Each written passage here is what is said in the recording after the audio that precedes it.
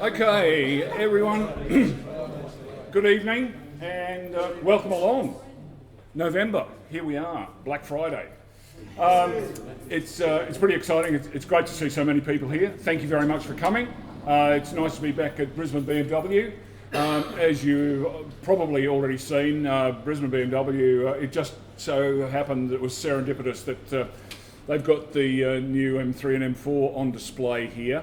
They've invited us to have a look, have a seat, that sort of thing, but they have asked us to refrain from sharing any social media photos or anything like that, because they are pre-production models. They're not production models, and they're going to have a proper launch down the track. So at the moment, if you could just respect the fact that they would prefer not to have anything around on social media. So I was going to film them, but anyway, doesn't matter.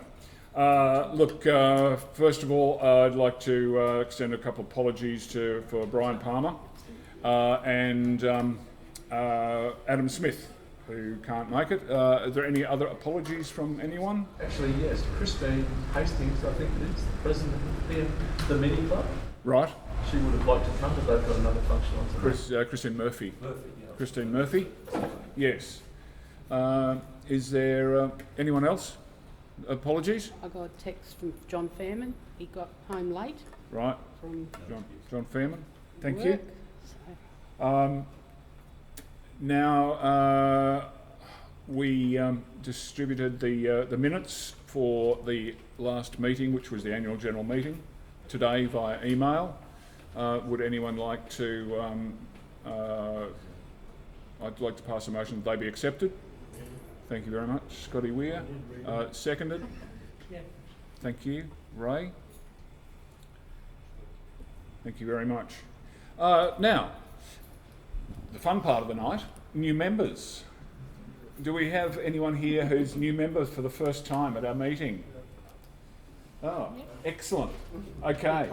William and Tanya, would you like to explain, introduce yourselves and tell us about your cars, that sort of thing? Hi, I'm William. We're from the Gold Coast. I have a X5M, so a black one. And it's noisy.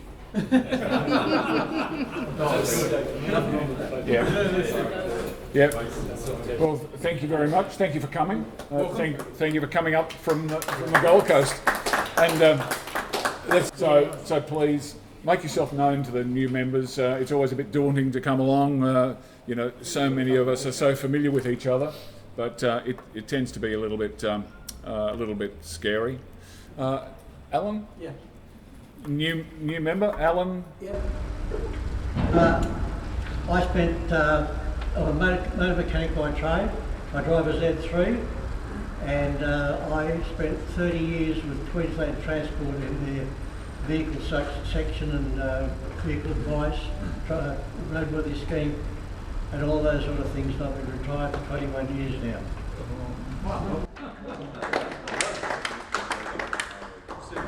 Yeah, that was me. Yes. Paolo, I'm a painter, a painting contractor, I've got my own business. Yep. Came in here one day, saw the M4 convertible for sale, so I bought it. As you do. And what a lovely name for a painter, Paolo. You canvas? Do you do commissions? Do you do commissions? Yeah. Right. And Paolo's brought his son Ben. Yes. He's been a mad BMW fan since he was a little boy. Excellent. You got to start them somewhere. I thought. He's a bit upset I bought the M4 before he did. That's his favourite car. Yes, my eldest son Grant is a motor mechanic and used to be a technician here at Brisbane BMW. And I thought my plan for world domination was perfect. A son who works at Brisbane BMW. Yes, but he packed up and moved back to Sydney. Anyway, sorry Grant. Okay, still love you. Anyone else? Any other new faces? No? Business arising from the minutes. Is there anything to discuss that that we haven't got in the agenda? I had nothing tabled, No? so Okay. Just before we move on, I'd just like to reiterate that we did have the AGM last meeting, and there was a number of positions retained, and there were a couple of new people on committee. I'd really like to thank those people for grabbing the mettle and coming on board. Just to introduce them, we've got Russell Thomas, new social director. He's been going gangbusters. We've got a couple of big events coming up soon. I'll let Russell tell you about later. Also, Roman Miller, taken on the role of treasurer. And again, it's a big leap of faith because it's pretty complicated. But fortunately, Roman runs his own business and does a lot of his own work, so it's not too scary. But we do have quite a good system, but it takes a bit of learning. And thank you. And also John Payne. John Payne has taken on the role of membership, which basically we're just in a transition period at the moment, learning how our system works and what works and what doesn't work. So please welcome these guys along. And Greer. Of course.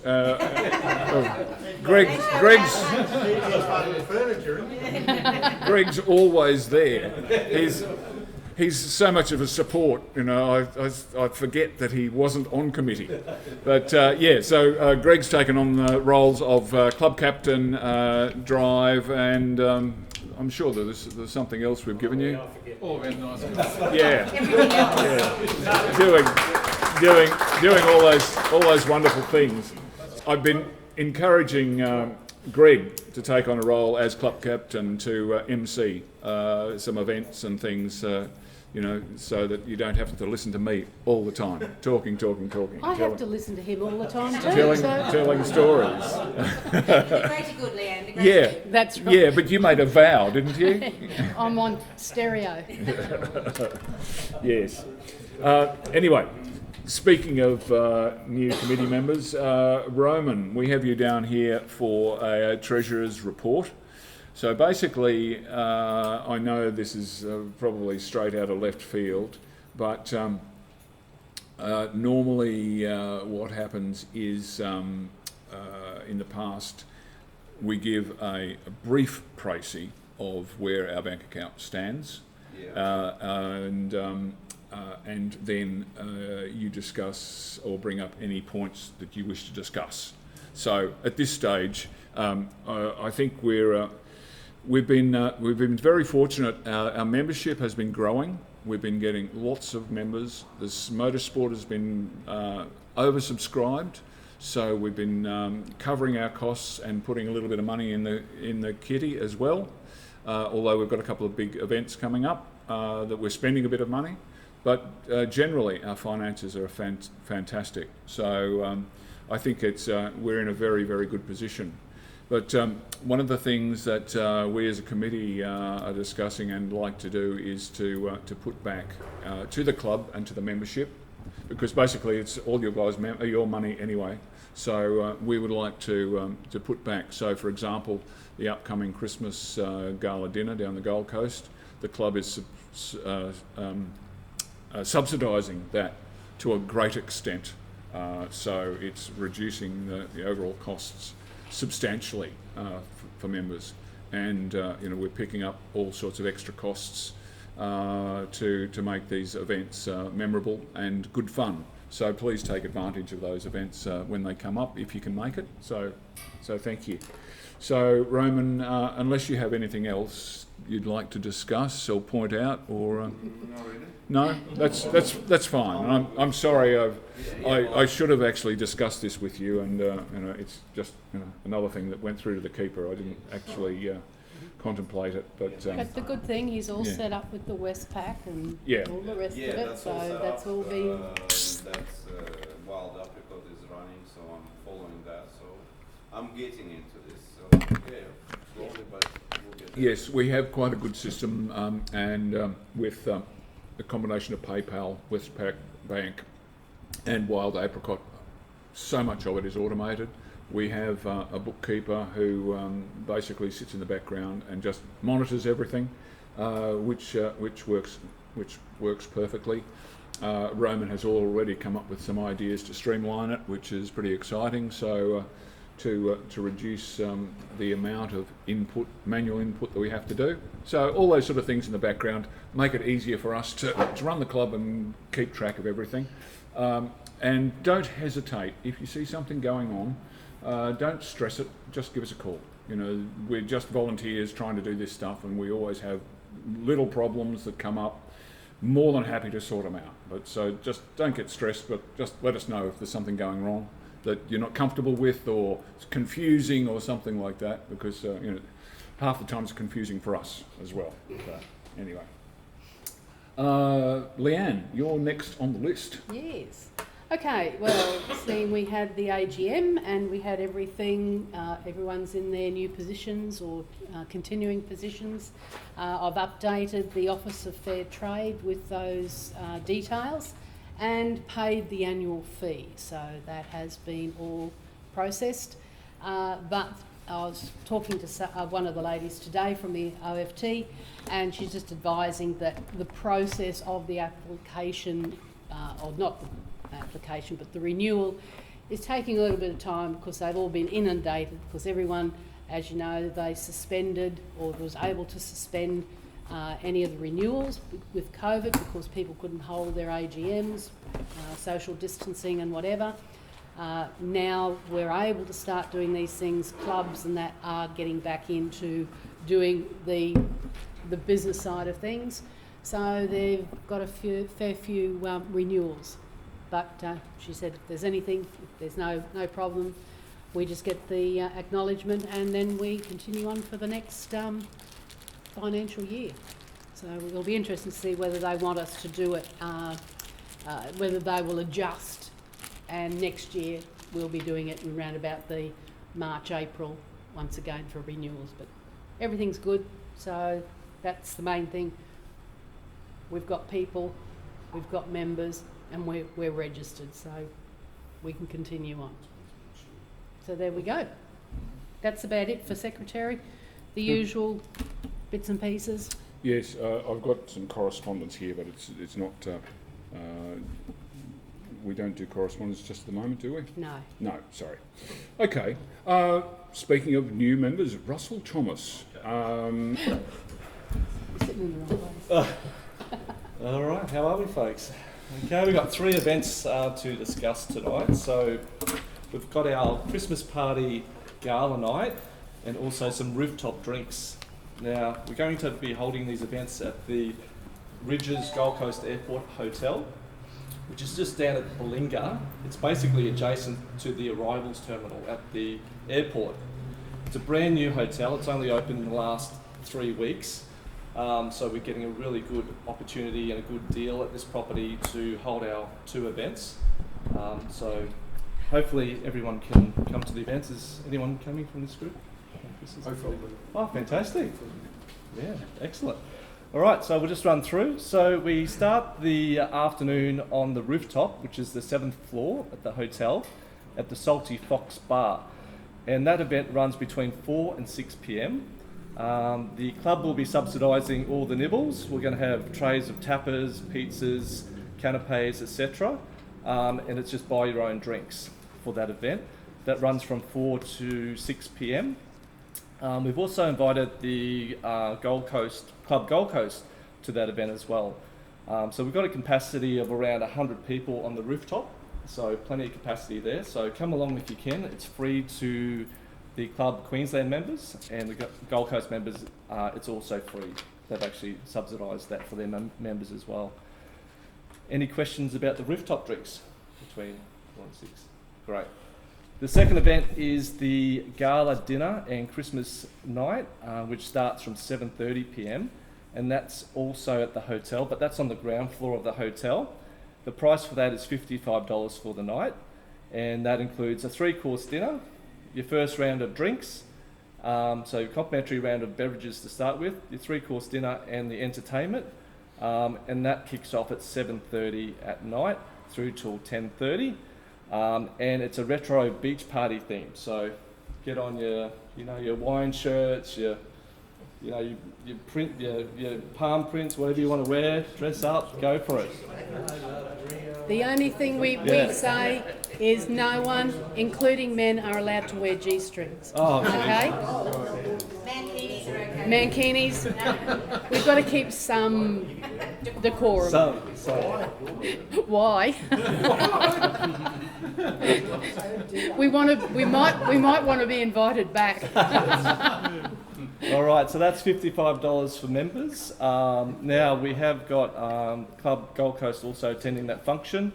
So just to give you an idea of what we've sold so far, for the event on the rooftop, we've actually sold 40 tickets at the moment. So we've got a capacity of 100, so we've got 60 to go.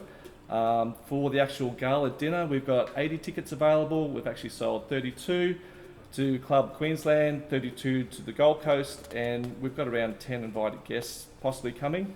So we've only got about 16 tickets left, but in saying that, there is going to be extra capacity because of COVID changes on the 17th. So, excellent. Event 3 is going to be the Australian Outback Spectacular on the 26th, on the Australia Day. So that's the next event we're looking at, down at Oxford. Do you want to just remember? Yep. The Oh yeah, accommodation? accommodation. Have a look on the website. We've got the accommodation prices there. If anyone wants to stay for the night, there's plenty of accommodation. So please ring up, book, get your discounted accommodation and your brekkie. After all those drinks. Yes, that's it. Don't drink and drive. Australian Outback Spectacular, kicking off on the 26th of January at Oxenford. So please come along. We've got some discounted group pricing there. $85 for adults, $77 for a pensioner, and children are $60. Prices are still to be advised at this stage because we've got some pricing changes possibly in January. It'll be a 1 hour, 50-minute show, a 3-course meal, some complimentary beverage. As you arrive at the venue, you're going to get a hat, a pre-show, as I said, pre-show drink, a behind-the-scenes tour, a lanyard, and a special dessert. So please come along to that. Good value, and we look forward to seeing you. And that's it for social. Yeah, and speaking to a few people who've actually gone to this Australian Outback, they said the meal is really good. It's not just a piece of meat on a paper plate. It is really, really good quality. Yeah, it is. Yeah. So. And likewise, the event for our Christmas gala dinner, the quality of the food and everything is it's going to be really good. So, as I said before, we've subsidised. I think it's worked out originally at $95 a ticket. So we've got it down to $55 a ticket. So the club's picking up a major part of that. Yeah. But we want to make it a special event. So come along and really enjoy it. And I'd just like to thank Russell for working so hard at this. Russell's involved with the Ridges, so it's a little bit of insider information, and we're getting very, very special rates. Yep. Room hire rates and everything is quite minimal compared to what they pay in the public. So again, thank you, Russell. It's great to come across people who've got those sort of contacts and can help us out. That sort of stuff. So fantastic. You've got a job for a while. John Payne, we go through membership every time, and John's literally, as I said, only last night we did the handover. John Fairman, who was the outgoing membership officer, handed over to John. Come over, John. I haven't had a good chance to vet everything, but it looks like we've had 18 members join since the AGM, and there's at least one, maybe two of them are people who lapsed their membership some years ago and have come back, but it's a significant amount for 1 month's worth of yes, it's just a pleasure to see, and I've taken to now ringing new members when I see them join and having a chat. And it's amazing, how much information and especially people who are coming back to the club. Yes, That's really lovely that they've gone away and they've done, life's got in the way, and suddenly they've got time or the inclination to come back. Yeah. So that's all fantastic. Again, with membership, I'll just give you a couple of these, John. These are just returns. Right. Yeah. They've got new addresses on them. Okay. They'll need I'll to look be after that. to Yep. be processed. Yep. And Peter Coleman, Pete, your thanks. Your first official duty. We tried to find you on Maclay Island, but Handboat. lost. Yes, and again, please just update information. Remember, if you do happen to change address or phone numbers or email addresses, especially, we tend to see that sort of thing happen if it does. So we will chase you. But please just give us a shout, drop us an email if there's anything that we can sort out with that. Drive report. Greg Timms, step up and win. Drive report. So, I wasn't on the last drive report because the drive happened on Sunday, but I understand it went very well, which of course is the plan and the intention. 60 people turned up for that drive. We started at the Bundamba Travel Centre and went up the back way through Brisbane Valley Highway and up through Esk and Kilcoy in that area, and finished up around the Mullaney area, I believe. So the weather was fine, or pretty good at Bundamba, is that right? yeah, it was overcast. Okay. But it didn't sort get of any better. deteriorated after that. Didn't get any better. And so therefore the drivers couldn't be all that enthusiastic by the time we got up there to Mullaney. So No. never mind. No, Maybe next time. Yes. But- I know that my windscreen wipers work on the M5. That's That good. was the fastest thing about my car. There you go. So Yes. the next run that we've got planned is the Gold Coast Museum Bricky run. Now that's already fully subscribed. We've got 60 people attending that. And that's on Sunday week, November 22. So that's good. The Gold Coast Motor Museum is where we're going. We're starting at the BP at Yatala. So Adam Smith is organising a drive from that point through to the destination at the Gold Coast Motor Museum, and it'll take probably an hour and a half. Now that's an early one. That one, that's a 6:30 start. Yeesh. And we've got full subscription, so there must be some enthusiastic people prepared to get out at that time of the morning. So that's a good sign. Excuse me, Greg, can I just add something there? Yeah. I was speaking to the Gold Coast Motor Museum today, Oh, yeah. and because we've got so many, what they've asked if we could stagger arrival. So what I suggested that we do is we split the field in two. We'll go last. All right. I'll go with the Anderson as well. That's what I was going to say. Yes. We'll go at 10:30. So, And we'll Stop phone it. ahead, order Stop it. breakfast. yes. So we'll split it by say half an hour, and just split the field in two. Okay. Adam is going to do the run tomorrow, Good. and he may need some help. He's having some computer problems. He may need help printing it out and doing that sort of thing. Right. So it'd be worth touching base with him to sort of. So Yep. as I said, I spoke to the Motor Museum today, and they're all happy and they're pleased that, and they've actually given us because we've got people on the wait list. Crystal, I think you might be on the wait list for that run. I've spoken to the Motor Museum and they can accept more numbers. So I've suggested, I think we've got like 68. So I've told them 68. So over the next week, I'll promote those people off the wait list onto the event, and send out some more information when we split the field into two to just indicate which groups who people are going, so that you don't need to be there, and sit around the car park for half an hour waiting to go. But the lady Melissa said to me, she said, "Well, why don't you just come down and do the tour and then come back and have something to eat?" And I said, we've been up since 5 o'clock. People are going to want a cup of coffee and something to eat by the time they get there at 8 o'clock. They're going to wait till 10 o'clock to have something to eat. So, True. yes. Anyway, everything seems pretty good there. But as I said, if you can just touch base with Adam, because I think he's a little bit nervous about doing it. Right. So am I. Gary, you might want to touch on that. I withdrew from going on that, but I couldn't find how to do it on the club website. You might want to touch on that. You found out. Yes. It was. Anybody that wants to withdraw from Yes. An event. that they've nominated for. Yes. And, There is. reason for that. There is a. After you've paid your money. There is a process to be able to cancel your registration to an event, but as Dennis said, we sort of discourage it a little bit because, especially with motorsport, it starts to get a little bit cumbersome when people commit and then they want to withdraw and the numbers get.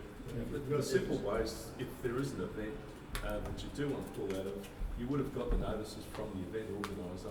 Just flick the event organiser an email or give them a call. That's the easiest. And then the event organiser knows what it is. And that's the main reason I do it, is so that the event organiser gets a chance to at least Correct, know because what's happening. that way you pass the onus on to the committee person and they can organise a refund or whatever if there's fees to be refunded. Yes, anyway, thank you. The other thought I just had, Gary, we're down there and they've got the cafe and they've got the museum. Has the museum got the facility that once you've actually paid for entry, can you go in and out? Because that might just... It's an all-day pass. Yeah, so that's good. So what that covers, does... Yeah, it will take the strain off. So if there's a few people there waiting to start off with, Yep. and others can go in and do their Yes. look around the museum, they can come out and have a bite to it, but they can still go back. So you're not sort of locked in Yep. that once you get there, you've got to have your meal and then you've got to have your tour. Yeah. You can sort of balance that out. Just us. Sorry? So, Are they open to others on the day or just us? no, they are open to others, Yeah. but I think they're discouraging it because we're coming in such numbers, and as I said, we discussed trying to split up our field so there's not a tsunami of 60, 70 people arriving, tonguing for a cup of coffee and a bacon and egg roll at all at 8 o'clock. So at least that way we can split them up a little bit. Right, so that event Yep. will go ahead. If you can't make it for this event this year, and it's a new venue, it's pretty popular, we all want to get there, see what's there and check it all out, so we'll probably do another event there next year, so don't fret too much if you miss out on this event, okay? So keep that in mind. Okay. So 6:30 we're starting. Righto, there you go. Now the gala dinner down the Gold Coast, that there was talk of doing a drive down there, but I don't sort of wish to do that. I want to sort of have a bit of a break after this next event, which is the Gold Coast Museum event, because one event every couple of months is about all I can handle. So let me ease into this routine, and hopefully we'll get up and running in 2021. Meeting next month. Okay, so that's the plan at this stage, and the this Gold Coast Motor Museum is early. We don't normally just a Facebook depart Live. that early. We normally have a lunch sort of run, so don't think that any future runs are going to be at 6:30 in the morning, particularly when it gets to June or July of next year, because it's pretty dark at 6:30 in the morning, let me tell you. You'll need your lights on. Okay, so that's it from me from sort of the drive events at this point. Give me a bit of, cut me a bit of slack if you could, whilst I sort of ramp up what's required to sort of emulate what John Tate was doing. He did a very good job. I've got big shoes to fill. Give me a bit of time. Hopefully I'll fill them. And whilst you're chatting, next on the agenda is a report for the registers down as John Fairman, and there was just going to be a brief synopsis of the Mike Walsh run. So would you mind just casting your memory back to that? And I was on that one. I went on that one. Yeah. Yep, the Mike Walsh Memorial Run. So that was held back in September sometime, I think it was. But it's an event that we do each year now, because unfortunately the member Mike Walsh passed away 4 odd years ago on a run, and we wished to do a particular run around the same sort of time, because that's what Mike would have wanted. He loved doing the runs. He was in an E24 6 Series and he loved it. But he would want to see us getting out there and enjoying our cars. So he would like to see us, enjoying sheer driving pleasure in our ultimate driving machines, because that's the slogan. I don't work for this place, but maybe I'm on commission. But who knows? Okay. That's the event that we hold each year.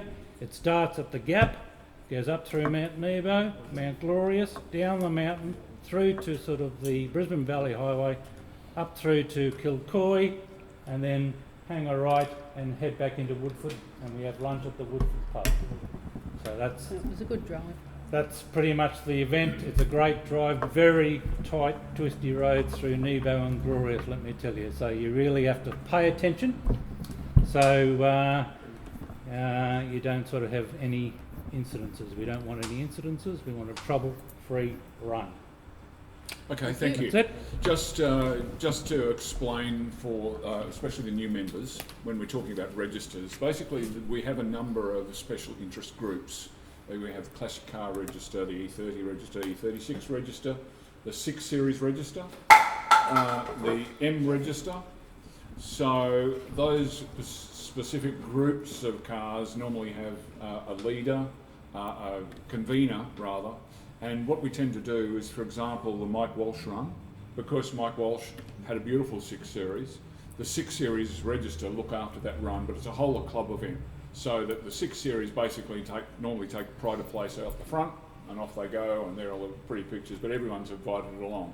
What it also allows us to do is to spread the workload between all the committee members, so that, for example, the Gold Coast Motor Museum run the run to it is being organised by Adam Smith. Now, Adam Smith is looking after the Classic Car Register, so it just makes sense. Classic Car Register, people in that register would probably be more interested in the Gold Coast Motor Museum than the rest of us. But anyway, as I said, it just spreads the workload. So rather than one person having to set all the runs through the year, the M registers do it, and the 6 Series do it, E36s do it, and that sort of thing. So, that's what the registers are all about. So, okay. Thanks, Greg. Moving along, there's next on the agenda is the sponsorship and advertising. Russell Dean and I are still working on getting the sponsorship thing happening. We had a meeting scheduled for Tuesday night, but it fell over because Russell was tied up with work. So basically what we're trying to do there is formalise the benefits for all of our sponsors and advertisers, because we've got access to so much social media and videos and things like that. We want to make it patently clear for our supporters what they get in the package. So it's just building a matrix of, you pay this much, you're a silver sponsor, you get Facebook advertising, all that sort of stuff. So we're just trying to come up with a way of doing that. But we're always on the lookout for people who wish to support the club. I'm of no great desire to make it a hugely profitable thing, because I would rather spread the word, make it reasonably cheap for people to take on sponsorship and support the club. It's just a networking thing. Editor's report, Beamer Monthly, yep. Got to do one of those. Sorry, it's a TBA. Yes, yeah, it's coming. I'll get to it. End of Christmas we'll be able to. Well, I've got so much material just now that we've started to have a couple of events. We've got something to write about rather than just filling it with bump. Dennis, would you like to have a chat? Come up the front and tell us all about it. Let's see if that one's more comfortable than the one I'm sitting in.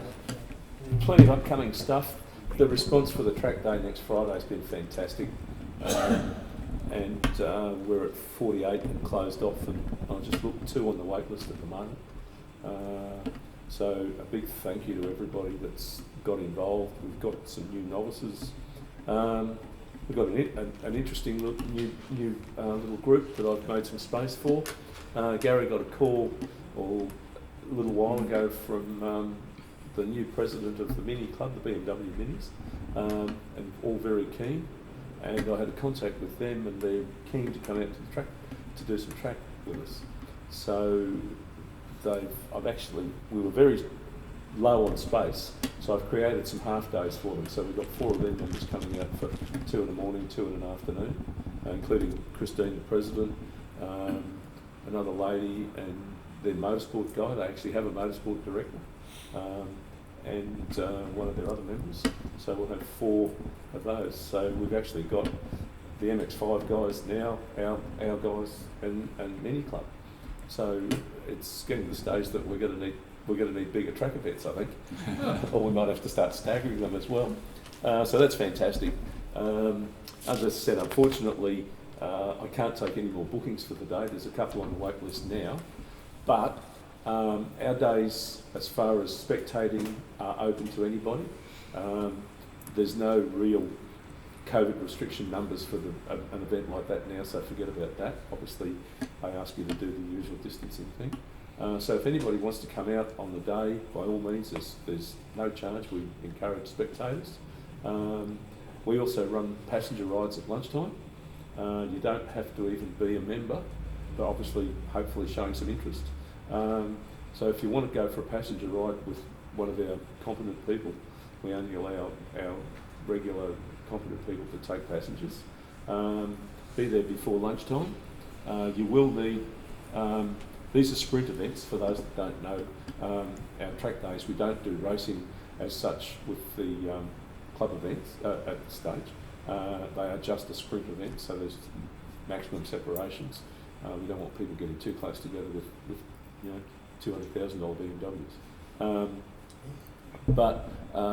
So with the passenger rides, they are at 7/10 like we do in a sprint, but not full pace, but 7/10. So you will need a helmet and protective clothing, so a long sleeve of neck to wrist to ankle. So long sleeve cotton t-shirt and jeans or something, closed shoes.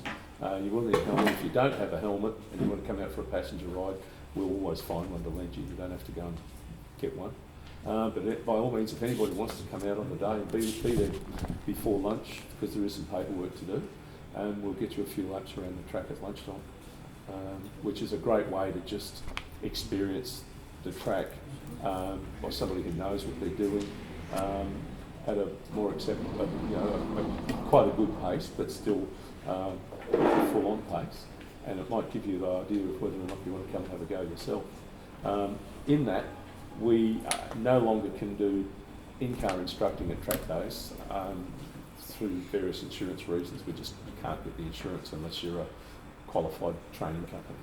But the next best thing we have is we have, in the morning before the event, we have one of our well-known and experienced drivers, and usually Simon Harris, who's done tens of thousands of laps around Lakeside and everywhere else, done a couple of Bathurst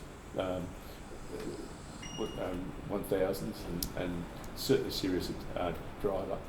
He runs a track walk in the morning before the event, so takes everybody out, talks you and walks you through all the corners and the way to approach the track, braking points, everything else. And as Simon, usually being Simon, will then turn around and say, but you don't want to be over here because you'll put yourself over there.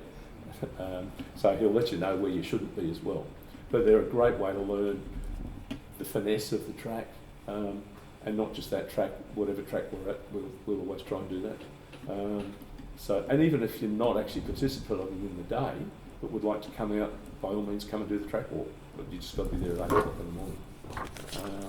So that's as far as the track side goes. Good.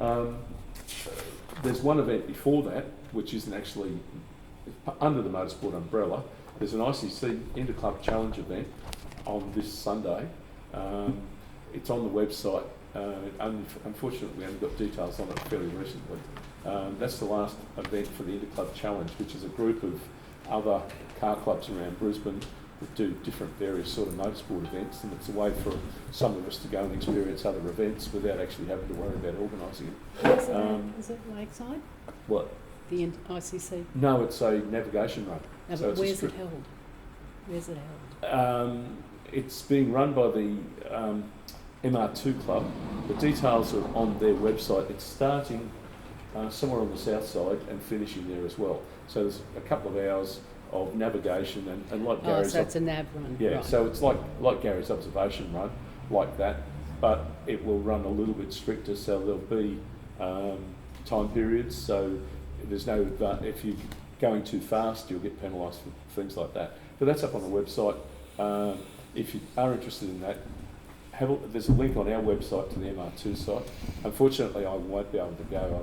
I've with not being that well lately, and also a couple of other things, and the fact I've got 2 cars with no air conditioning at the moment. We're talking a 35-degree day for Sunday. I probably won't be going. But I will be in touch with I might try and get there in the morning for the start, but I won't be able to go on it. But keep that in mind. There will be a lot more inter-club events next year. Unfortunately, they all had to get curtailed this year. The only thing that will be left over will be the trophy presentation for inter-club, which the date hasn't been announced, but it'll be in the next couple of weeks. So if it'll be over at Barden, at the where the big roundabout is at the bottom of the Governor's Hill there, the coffee place there. I can't remember the name of it. So that's all there is at the moment.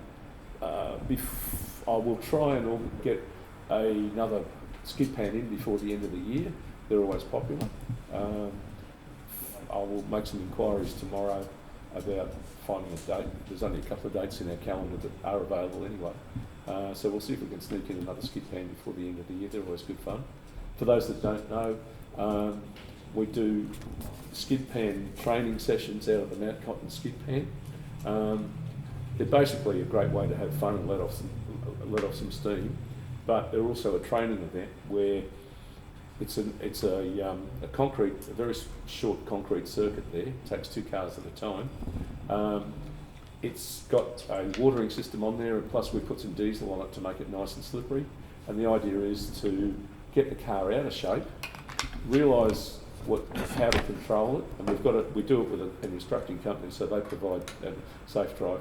They provide an instructor who will, they can get back in the car with you again now, if you want, who will give you tips on just how to control it. So basically the idea is the car will get out of control, or you want it to go out of control, realise what's happening as it's about to happen, and then learn not to panic, but to now control the car. Yes, the car's broken traction, it's drifting, and know exactly what to do to correct it.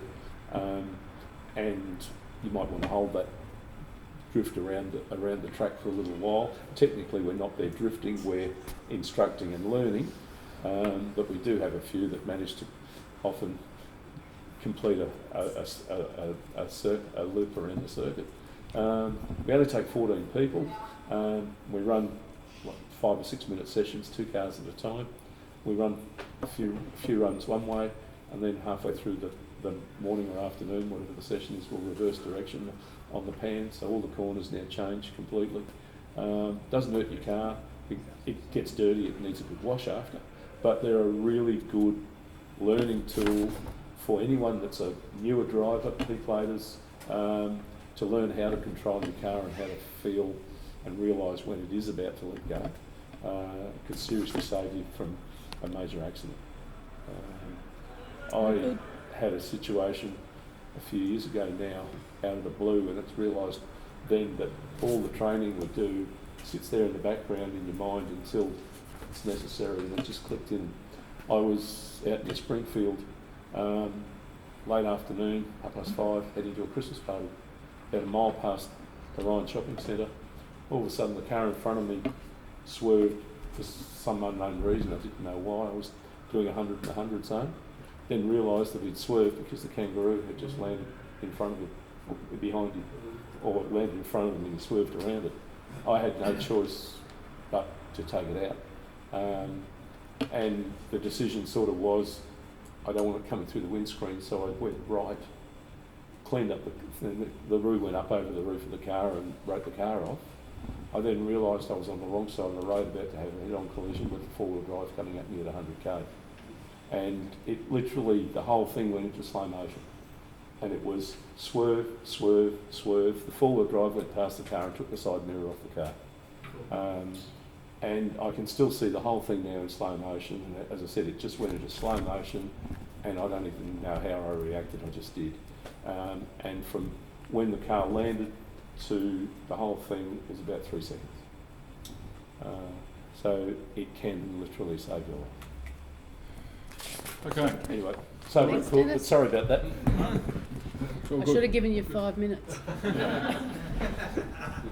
Okay, briefly going ahead, there's nothing much more there. There's Alex Irvine is merchandise. We're planning on doing some new shirts and bits and pieces. There's new products to come, so stay tuned. Yes, and we're trying, as you may have seen, registering for the event, for our Christmas event. We're doing wine glasses, etched BMW Club Queensland wine glasses. So that could be pretty exciting. Lovely. And I'm surprised actually how many people are taking those up. Because we sort of gambled a bit and ordered more than we initially thought. So that's going really well. Everyone's wanting like half a dozen. Yes. You know, so they're more than. So it's good. It's fantastic. So they're going to be on eBay just after Yeah. Well, there's this. There may be a collector's item because I've got a story coming up in a moment. Correspondence. There's a couple of magazines here from the Jaguar Club. There's Top Mark from Victoria and another Jag Club magazine. So if anyone would like to have a look at those, just have a look and then pass them back. A couple of sort of redundant bills there, and that's the original copy of that incorporation, and also the Motorsport Australia incorporation. That's the affiliation. The affiliation, yeah. Oh, and that's the Office of Fair Trading one. Of course, that one, I was just going to mention when we found our copy eventually and got a copy. The club was incorporated the 21st day of November 1991. So next year will be our 30th. Yeah. So with that in mind, I think that might open for a few events that we can incorporate as celebrating the club itself. And I think that's Great, get on. I think that's a good time to make the E30 register responsible. A special event. Someone was asking 21st of November, but it's the year. We can use the year, so that would be really good. So if anyone has any ideas on how we might use that time to enjoy things, okay. There's plenty to talk to. Raffle ride the President's car. Looking ahead. Raffle the President's car. No, stop it. As some of you may know, BMW Club Organisation is a worldwide organisation. We have national clubs, we have international clubs. So Australia, each state has got a club, and that's one of my laptops going flat. I didn't turn it on. You'd wonder. So there's each club's got a car club. There's a national body, and then there's an international body, and Germany has a whole department that looks after car clubs worldwide. And bikes. And bikes as well. So it's quite an amazing organisation worldwide, and there's a lot of work goes on behind the scenes to make it run and make it smooth and that sort of thing. But in saying that, we, like any other club, are guided by the corporate identity rules and things. We just found out that we are about to go through yet another change in our club logos. So, over the period of since 1984, when I was first involved in the BMW clubs, we've had a number of logo changes over the years, and they are the worst period ever. If you ever want to get into a fight, a stoush, it's about don't touch my logo. And here we go again. So, anyway, we have to implement a new logo by the end of next year. And we've been given guidelines as to what that logo might look like, which I'll, just for your own reminders, so that's our current logo. So it's stylised Queensland with sun, with vertical lines and the roundel. So they're changing the layout of that to become, yes, to become that. So the lines have gone horizontal. The logo has moved from the side to the top. It's gone to the new flat logo, and we're now restricted to this area down here. So that being said, it really makes our Queensland shape, which was tall and narrow, which fitted nicely into the previous logo design, it makes it quite small. They've also mandated that there must be 3 lines for text. So if, for example, a club had a sub-branch, they put another line in there. But because we are just Club Queensland, we only take up 2 lines, but we are not allowed to use that area for anything other. We can't make our logo bigger. We're restricted into that height. So there's a whole battle to come, a whole lot of discussion and a whole lot of angst. So, for example, that light blue area is the area that we're allowed to design something into. So obviously with the sort of work I do, I muck around with this sort of stuff a bit. So taking the colours that were Queensland and inverting them and making at least that sort of takes the shape, and I instantly noticed that Susan Fick pulled a face, and this is exactly the sort of thing I hate about logos, because every time you mention something, don't change your logo, that looks shit, that's dreadful, it's awful, and on it goes. But yeah, so this is a whole nother battle that we're going to have to do. So look, there's a Queenslander, Australia, and Susan just said it's worse. So here we go. I'll see you in the car park after this. Thank you very much. So, yes. Get your pencil out. Yes. Yeah. Get your crayons out. Yep. So Exactly. anyway, that's the downside of belonging to an international organisation who dictates basically that we have to do things. They will be they'll be actually creating the designs once we give them the information, but there's 700 clubs worldwide that they have to do it for.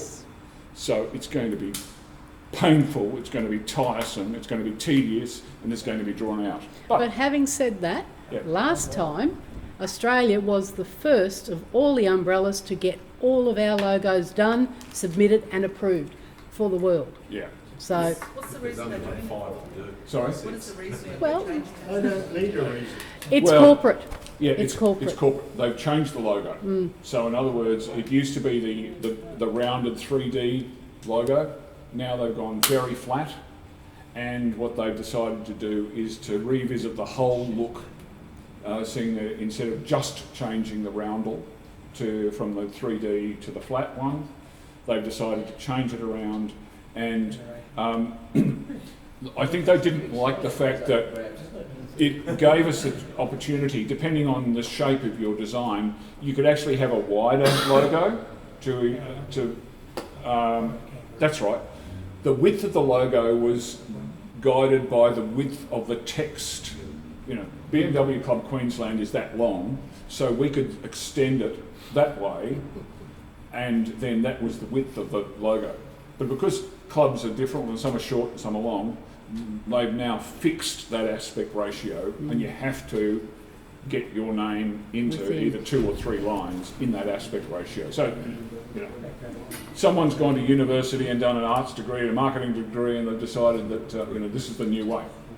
Anyway, but so many people are so dedicated to car clubs and bike clubs, and they love their logos. And for example, as we're saying, the glasses we've had etched have got the current Club Queensland logo on it, so they may be a collector's item by this time next year. So I would invite, would encourage you, yes. They'll be on the Antiques Roadshow. Yes. To come back in 100 years though. That's right. To buy some more. Anyway, general business, we need to come up with a show of excellence next year. Seeing we haven't had a show of excellence, we didn't have a show of excellence this year.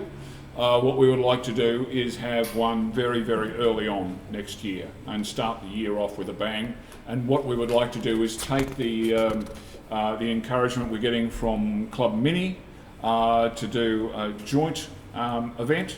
BMW, the dealer network, especially Brisbane BMW, are very keen to help us out with events. So we'll get them involved. And again, we'll put back and make sure that it's a memorable event, rather than, I think, waiting till later in the year for Motorfest.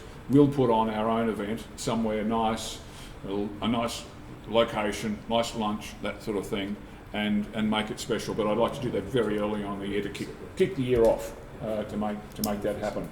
As I said, it's lovely to meet Christine Murphy, the new president of the Mini Club. So enthusiastic. So happy to help and learn and do. It's great to see. A new independent dealer had a launch just recently, Southwest BMW. Just a little independent workshop. A few of us went along. It was nice to meet some new faces, new people. They look like good business. It was encouraging. I met the new marketing manager for Liqui Moly here in Queensland. They're taking over, a new organisation's taking over the distribution. So it was great to press the flesh, and he made comment that he'd love to be involved with what we're doing in the future. So that's pretty cool. Okay, has anyone got anything else before we move on? Yeah, just one thing you reminded me. We're here at Brisbane BMW. The other day, just by chance on a professional level, I happened to get in touch with Martin Roller, who's the previous dealer principal here. And he just wanted to know how the club was going and all the rest. It was purely on a professional side of things, but we digressed into BMW. And he was just really pleased to hear how the club's going. I said about the drive, how many cars we had. And he just asked to pass on his regards to anyone that he'd had known and dealt with, and so just passing that on for him. But he was really good to chat. So no, it's fantastic. Martin knows, if you don't know, he was the dealer principal here for a long time, and he was very supportive of the club. And this particular franchise supported us. Last time was the big the national meeting we had in 2017. Yeah. We had a huge function here. And they put on food for us. It was just lovely, and it is a nice feeling as a car club to be able to ring Brisbane BMW, pick up the phone, and they welcome us. So they give us the run of the shop of a night here, which is just fantastic. So I'll tell you a funny story about. Martin. Put on a show here when BMW first entered the Formula One back in 30 years ago. And they had all these competitions on and everything. And Minnie and I won one competition. And as we walked out the door, Martin said to us, "Oh, did you have a good day?" And Minnie said, "First time I've ever walked into here and out of here with more money than I came in with." He would have laughed at Yes, that. he obviously sacked someone after that. You're not doing your job. People aren't supposed to walk out of here with more money. It's wonderful. Okay, speaking of the international organisation, I'll just mention that BMW Car Club of America is a huge organisation. There's something like 70,000 members. They have a full-time staff, and that's their office is in Greer in South Carolina, just near Spartanburg, where the big BMW factory is. And we're very, very fortunate to have an Aussie expat who now lives there and is married to Lindsay, who was the financial controller of BMW Car Clubs of America. But they have another organisation, and I'll let Leanne introduce that organisation and tell you all about it and what's going on, because Leanne, in one of her past roles, was the international delegate for Australia for the International Club Organisation. So Leanne has been fortunate enough to travel to America and all sorts of places with the Car Club organisation, and knows a lot of these people very, very well. And last year, as you recall, some of us went to America, including Greg and Leanne, and were able to spend a fair deal of time with Ian and Lindsay. But Leanne? Yes, thanks, Gary. Yes, Ian Branston, some of you may know the name. I met Ian in about 2002, going back that far, when I was the delegate for Club Queensland, and he was part of the BMW Club Canberra, and he'd been a long member. And he went on to, within the Clubs Australia, he was chair, he was international delegate, and then went on to become the chair for Clubs International, which was the worldwide organisation that looks after all our clubs throughout the world. And he was in that role for about 15 years. So he did an exceptional job for an Australian. When you think of the number of people in the world in all the clubs, he did a very, very good job. And as part of acknowledging that effort he put in, I had the pleasure of presenting him with the Friend of the Mark. Back in, I think, 2014, we surprised him. We all ended up at one of the dealerships down in Canberra. He thought he was coming in to get a spare part, and didn't realise what all these people were there for, but recognised faces. And then it was like, Ian, this is your life. So it was, and it's Friend of the Mark is the highest award that can be given to a club member. It's acknowledged through the club. It goes up through into the international delegates, and they vote on the submission of the person and their contribution to BMW and being in club life. So he was pretty chuffed about that, and we have met up, Greg and I and other friends have met up with him at different venues. And as Gary mentioned, he mentioned about the Car Club America had the 50-year anniversary last year, and he extended the invitation to myself and to Greg, and to offer it to other club members. So a group of us got together, and that's how we all went over there.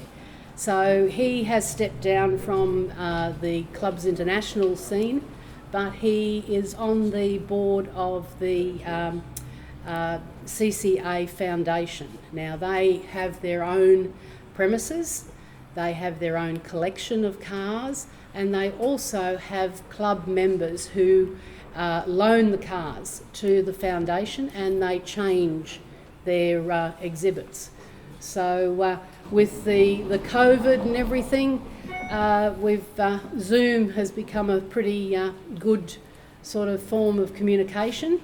So we thought that it'd be a good idea if Ian would be pleased to show us what's in that new collection that has just come about. We were going to do it live. We were going to be able to hopefully talk to him and give him a bit of cheek and all the rest. But for him to have done that, he would have to have been up at like 4:30, 5 o'clock in the morning.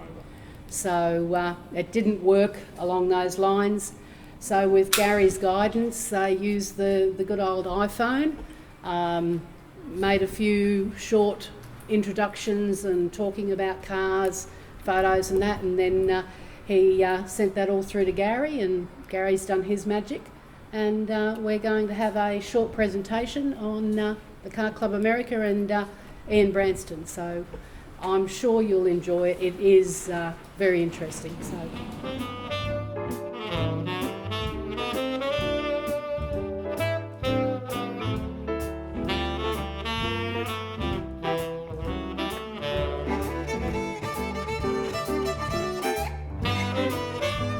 Well, here we are at the BMW Car Club of America Foundation.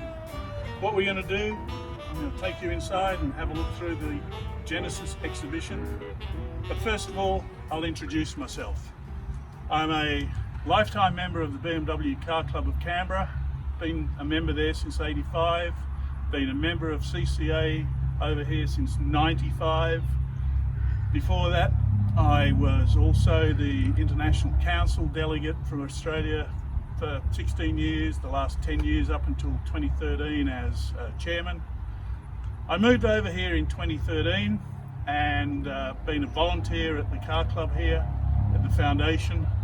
There's three components. There's the BMW Car Club of America with maybe up to 70,000 members, 69 chapters, some non-geographic chapters. Off that is the charity and called the foundation. It's a totally separate board. And then also separate, again, which I'll mention several times inside, is the BMW Classic Car Club of America. Come inside, have a look around, and I think you'll be impressed.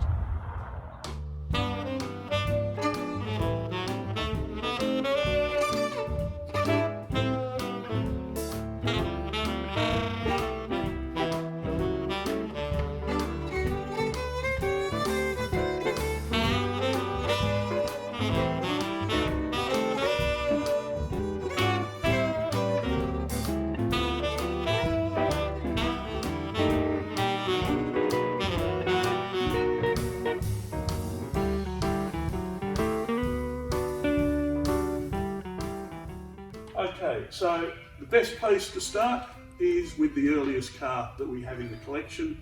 This just happens to be probably the oldest BMW in America.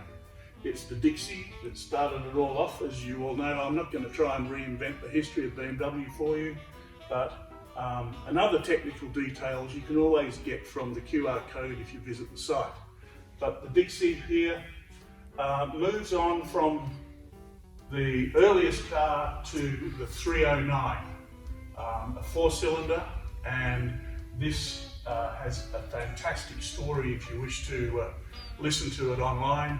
People, I've met the people, and they have a very good way of telling it.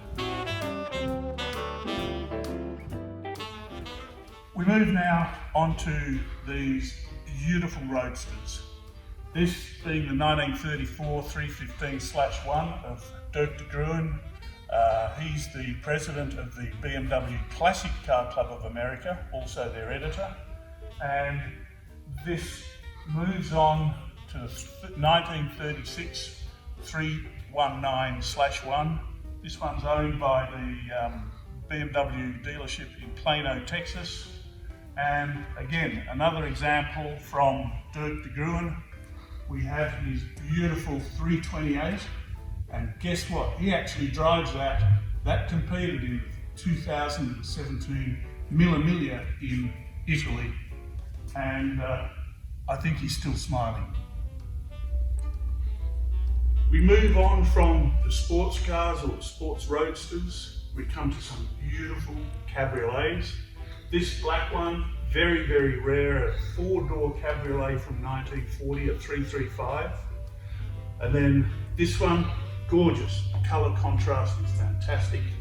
Lance White is the owner. He's the president of the BMW Car Club's Foundation and has a wonderful collection himself. This 1939 321 example is just stunning. Okay, we move on still with a cabriolet. This car here has a fascinating story. Not many people got new cars in Germany in 1940 for obvious reasons, but George Meyer, the famous motorcycle rider for BMW, was given this car in 1940 in recognition of his Isle of Man TT wins and other Grand Prix wins, and it's a fantastic car. And what I like about this is you have a look at the pinstriping, the colour contrast, I should say. You have a look at the pinstriping, and it's all hand done, and you just don't see it these days. And then we move here to the 327/28, another coupe or coupe or hardtop now. Again, look at the colour contrast, the grey with the sweeping lines and the chrome. It's just very, very beautiful. Yet another example of contrast, pinstripes in this 327. But the big difference here, and I am not mispronouncing this, these two cars are EMWs from the Eisenach plant. There's a story behind that related to World War II and where the plant landed up in Russian zone rather than the Western Allied zone. This particular coupe here, again, gloriously restored. And then in contrast, further here is the 340/2. This car is virtually untouched. It's a 1951 car and very little restoration done on this car, and it really is just like a time capsule. And one of the things here that is really noticeable, no kidneys. No need to discuss or talk about the size of the kidneys, because there ain't any. Up on the stand we have one of two Baroque angels, and we've moved up to 1960 at this stage. Wonderfully restored, a great example of this particular car. There's a little one over here that's a little bit of a surprise, a 2800 CS. That's not technically part of the exhibition, but last week it was formally donated to the foundation by Lonnie and Luann Shirt, and that's found a wonderful home here. It's a very famous car within the BMW Car Club itself. So here we have the second of the Baroque angels. In this instance it's Lothar Schuttler and his wonderful Cabriolet from 1956. Lothar is also a member of the BMW Classic Car Club of America, and this is a stunning example, stunning restoration. But one of the most famous BMWs you'll ever hear from people that are into the classics, the 507. This example from 1958, white with the black top, absolutely another wonderful restoration. Pebble Beach entrant, this one. So the lines are classic, the whole car is iconic. One of my personal favourites, the 503 Cabriolet. This one has been restored wonderfully, I might add, by the workshop, which is one of the main sponsors here of this exhibition. It's a great example of the classic lines of the year, of the day, and it's been just eye candy. This is a third in class at Pebble Beach, so a true high class car. And underneath, you could eat your lunch off that. A second example of the 503, in this case a coupe from 1959. This car also belongs to a member of the Car Club, Classic Car Club of America, as does this one, the 3200 CS. This one is also restored by the workshop, and it's a fine example of the motoring, coupe motoring in Germany at the time. As I said, 1965. This is our youngest car in this exhibition. A couple of smaller cars to finish off, whilst the 3200 coupe from 65 was the youngest. What we have here is an example of a 700. This car really did contribute to saving BMW as an entity, and back in its day, a lot of them were raced. They were very competitive and fun to drive, and plenty of oversteer with the rear engine. Two cars that are sure to put a smile on anybody's face. Here we have a 1957 Isetta 300, front opening, another car that really contributed to keeping BMW afloat back in the day. To make this one a little bit bigger, they added 300cc, brought out the BMW 600, wider wheelbase at the back, same concept at the front but 2 rows of seats. Absolutely just fun little cars, and they sparkle under the lights here.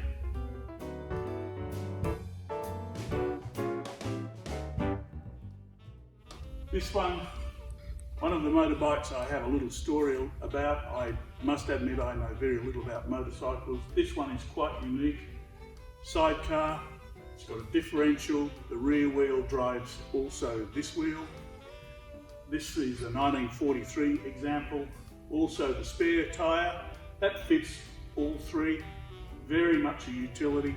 And after the war, these were actually, because of the drive, these were actually used for ploughing fields. And it was probably the equivalent of the Jeep. This was really used for all sorts of utilities, or in this case, with a machine gun attached.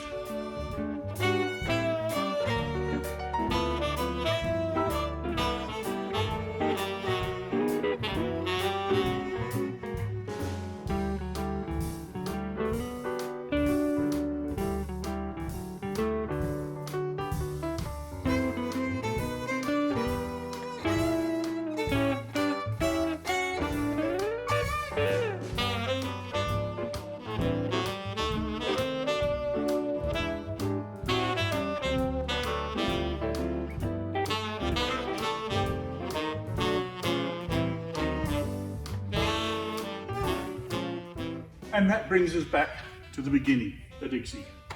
I hope you've enjoyed that. I haven't given a lot of technical data. Sometimes it's because I don't know it, but the rest of the time it's to try and keep this timely. If you want more details, it's on the website, www.BMWCCA Also, you can do another virtual tour there using the QR codes and listen to a story, 90-second story on each car about the technical details, its owners, and some of its story. And of course, all of this was made possible by the sponsors and the absolute generosity of the owners of these cars who have loaned them to us. They've been here since earlier this year in May. The opening was supposed to be May. Hopefully we can extend it a little bit beyond January, and we're hoping for May next year. But in the meantime, if you are a book person and you really want to have more detail and the story behind this, there's an exhibition book here, and it's full of information, photographs of the exhibits, and it would look good on your coffee table.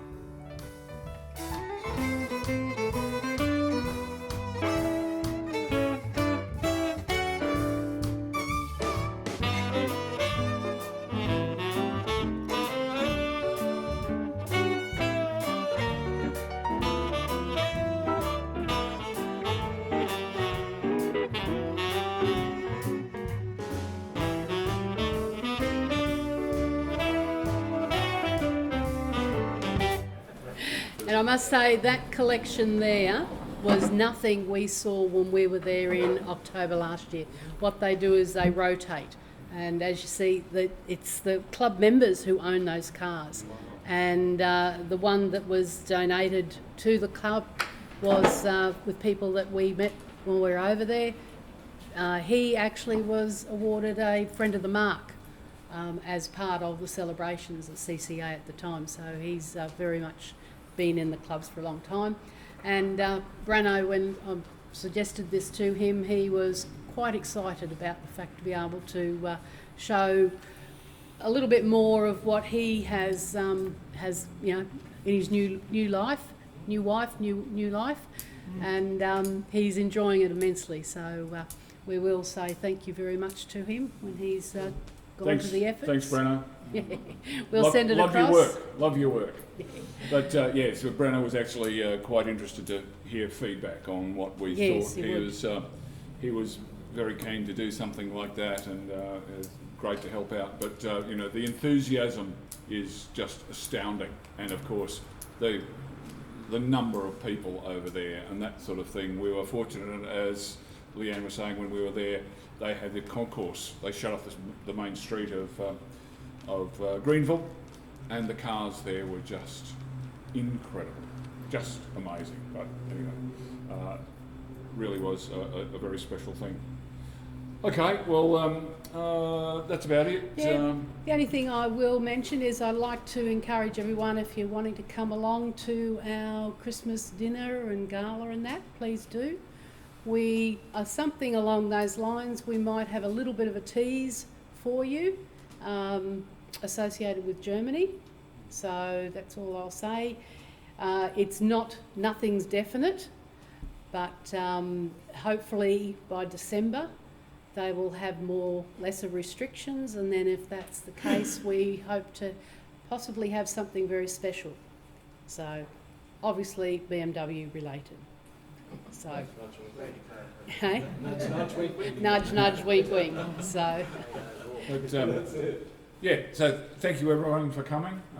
Great to see you all again. And yeah, so the run to the museum on the Gold Coast and the Christmas function. Yes. for sure. Okay, please, Paul. Yes, Thank get you. online. Good night, everyone. Thanks.